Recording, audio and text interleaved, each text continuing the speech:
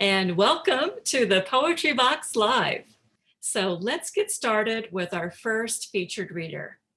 Michelle Lerner, author of Protection, which was a finalist in our chapbook contest in 2020.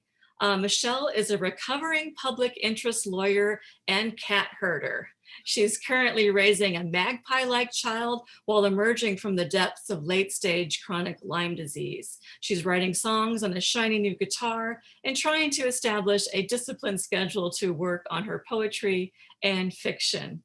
Michelle received an MFA in poetry from the New School in New York.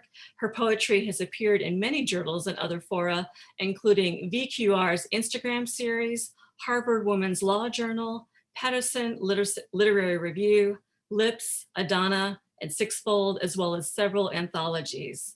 Michelle recently became a writing mentor for We Are Not Numbers, a nonprofit that publishes the autobiographical stories of Palestinians living under occupation and in refugee camps. Please welcome Michelle Lerner. Thank you. This actually does visually seem like a poetry box. It's sort of interesting. This is my first Zoom reading. So most of the poems I'm going to read are taken from my chapbook Protection, which is about parenting, but I'd like to start with a poem about my grandfathers as a dedication to them, and seem to have been muted. Also to place myself and my child in the context of our ancestry, because I think that it affects parenting and a lot of the themes that are in my book. So this is what's called a cleave poem, and it's a new form that was invented about 12 years ago. And it's formatted in 2 columns with a line underneath, and it's actually 3 poems in one. The first read down one column, then down the second, and then actually across horizontally both columns through the bottom line, which is why it may have a little bit of repetition. It's called Grandfathers.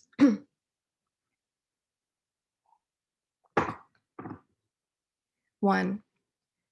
When his daughter asked him again after the silence what he could remember, he said he saw men hanging from trees. His sister would mention only the garden next to the house where they grew vegetables, tried to save enough for winter. Neither mentioned the mother or sister, the way that Jewish next of kin must shovel dirt onto their own. 2. He never said where he was born. They just assumed it was New York, where he was castigated for playing ball. The form to send his son to college asked Poland. He was afraid it made him less American. He worked 7 days a week for more, never mentioned his own father, orphaned, walking across the border, who came here, the reason baseball had seemed a waste of time. 3. When his daughter asked him, he never said where he was born. Again, after the silence, they just assumed it, what he could remember was New York. He said he saw men where he was castigated for playing ball, hanging from trees. The form to send his son to college asked, his sister would mention only Poland. The garden next to the house, he was afraid it made him less American.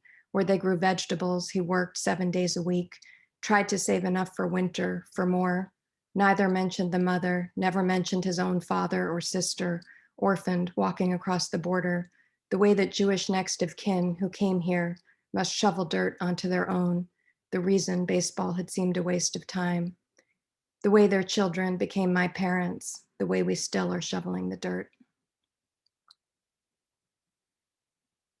So before I read a selection of poems from Protection, I just, out of respect for my child, want to make a comment about pronouns. My child is non-binary, but didn't find the language to specify this until they were about 5 and didn't start using the they, them pronoun until later than that. And these poems were written when they were younger and used a different pronoun. And I left the pronouns and old pronouns in place with my child's blessing because these are a snapshot in time.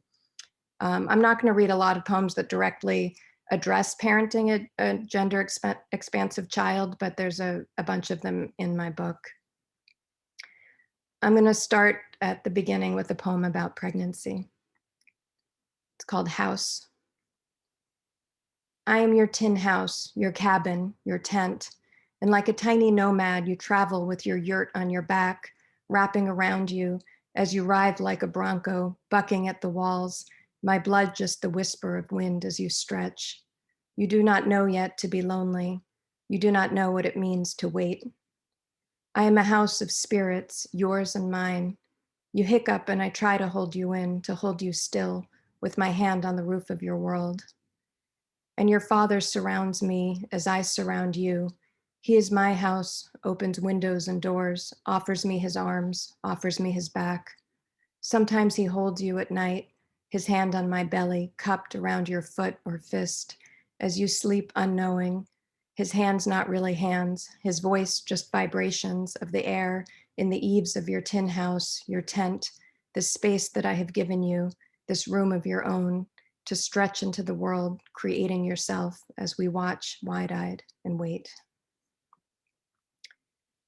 So I had a difficult labor. I planned for an unmedicated water birth with midwives, and I ended up getting induced and then an epidural and narcotics and then a C-section.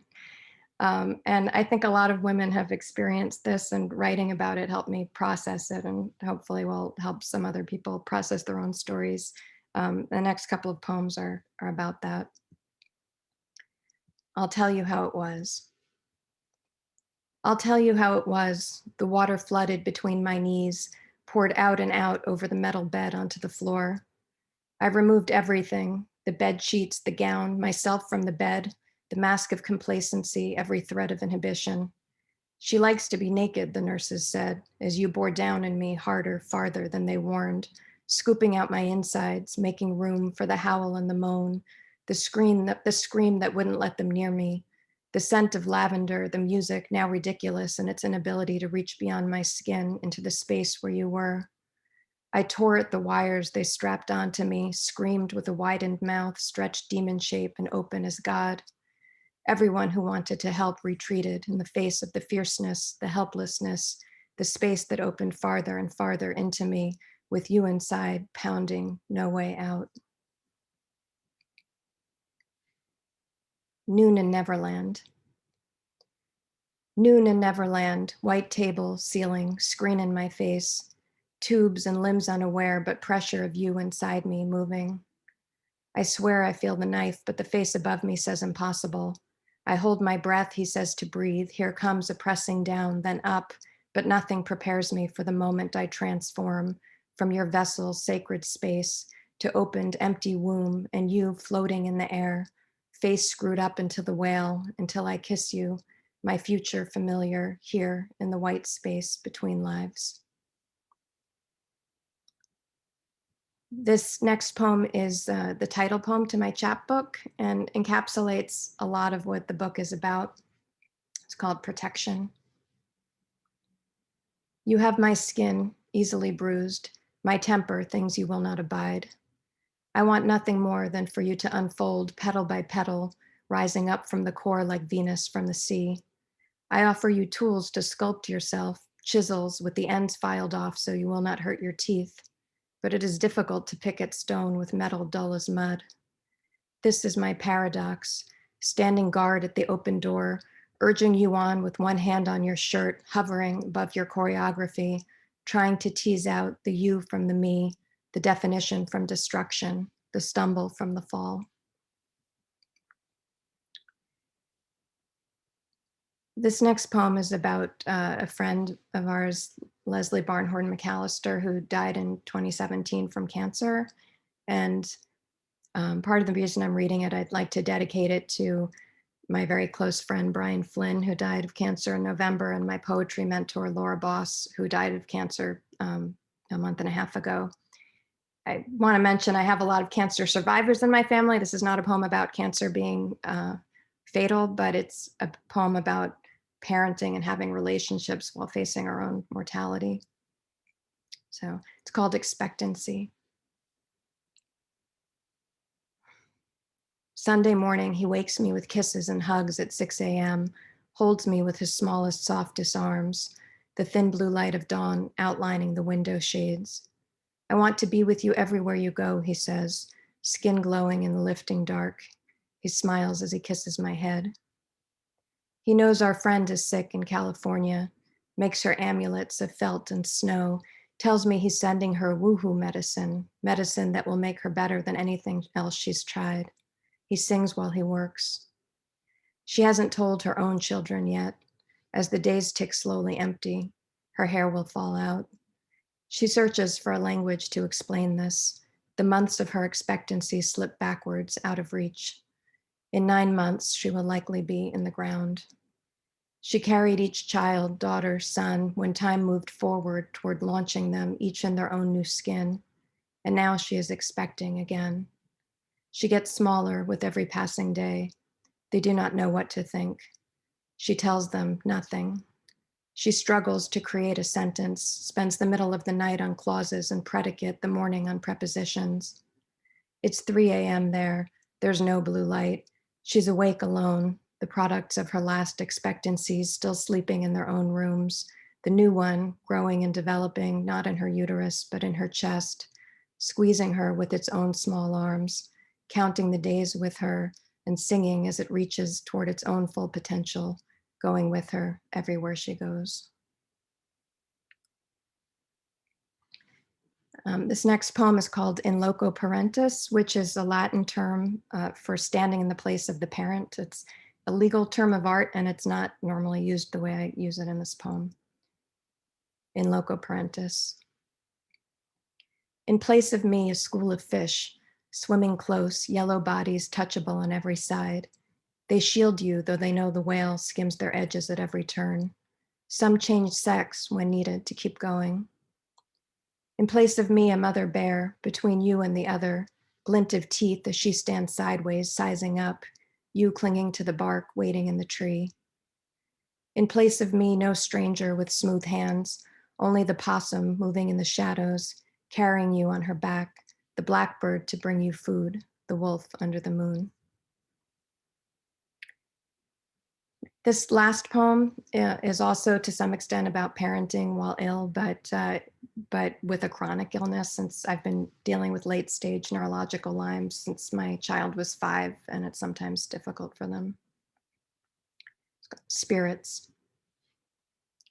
The psychic says my child's spirit is female, apologizes for saying she, tells me he talks to fairies, gnomes, is sensitive to spirits. I know, I nod and reassure her, I know. Later, I tell him she says he'll be a medium. He exclaims happily that he's a middle, asks me if she knows about the giant toad spirit in the woods. We tell each other almost everything, but there are things he doesn't say out loud. He bucks against the walls of my illness, rages when I can't get out of bed. When pressed, he says he's anxious about our friend who died last year. Thinking of her kids, I state the obvious, color in the chalk outline of my body supine on the bed, ask him if he's afraid, frustrated by my always being sick. He insists it's unrelated, rages day and night until I rise again, sit at the table for a meal. He is suddenly sanguine. The giant toad spirit calls to him, genderless and free, invisible to everyone else's eyes. The psychic told me more. A child who died in an accident is with my little one, plays games with him, protects him. I tell him only there's a spirit watching over him. He says he knows, reminds me about the toad. The psychic asked me who the child was, where was the accident. I said I didn't know. When the school bus crashed on the highway near our house, knocked clear off its axles, I threw away the paper as soon as it arrived. Coming in from school, he told me someone said that everyone had died. I assured him it wasn't true. When he asked, then everyone's okay? I smiled, asked him if he finished his homework, pulled him close to my body, kissed his head. Thank you very much. Oh, Michelle, that was gorgeous, and so moving. And I have to say, your audacity to approach topics that are rarely considered in poetry is really beautiful. Not a lot of poems about pregnancy out there, and I really love your work. And you do it in such an authentic way. And I really love your willingness to support your child through his own path of discovery. and identity. It really sets a beautiful example for all parents. And I want to just personally thank you for that. It was beautiful. Thank you.